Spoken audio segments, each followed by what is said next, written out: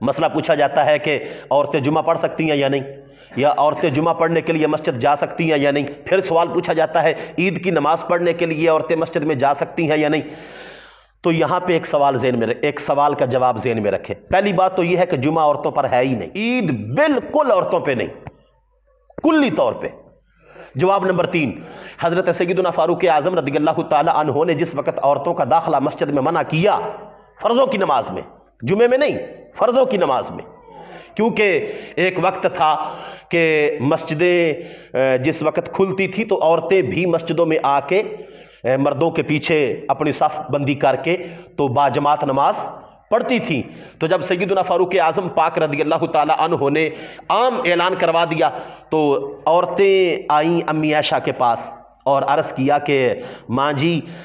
حضرت سیدنا فاروق اعظم خلیفۃ المسلمین جو ہیں ان کا یہ آرڈر آ گیا ہے کہ انہوں نے خواتین کا داخلہ مسجدوں میں منع کر دیا ہے۔ تاریخی جواب دیا امی عائشہ نے۔ امی عائشہ فرمانے لگی آج اگر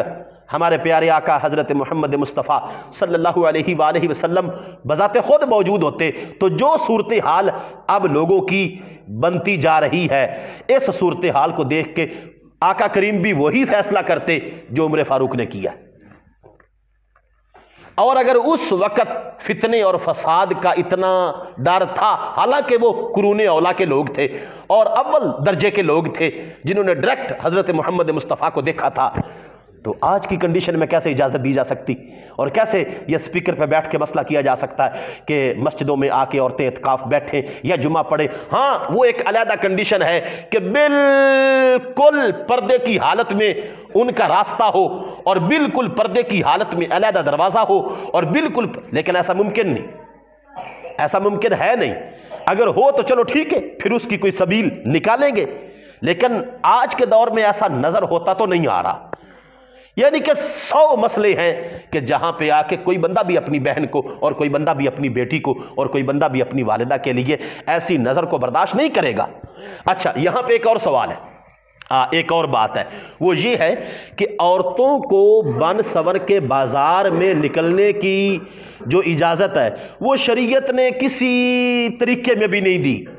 صرف ایک صورت میں عورت کو اجازت بننے، سنورنے اور سنگھار کرنے کی دی ہے، اور وہ عورتیں بالکل کرتی نہیں ہیں، جس کی اجازت شریعت نے کی ہے۔ شریعت نے ڈیمانڈ کی ہے کہ عورت لازمی بناؤ سنگھار کرے اور عورت لازمی اپنے آپ کو سونے سے سونا، خوبصورت سے خوبصورت بنائے،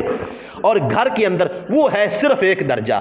کہ عورت اپنے شوہر کو اپنی طرف مائل کرنے کے لیے کہ اس کی توجہ کسی دوسری خاتون کی طرف جائے نہ، تو وہ لازمی بناؤ سنگھار کرے، اس کو اس بناؤ سنگھار پر بھی اللہ تعالیٰ ثواب عطا فرمائے گا۔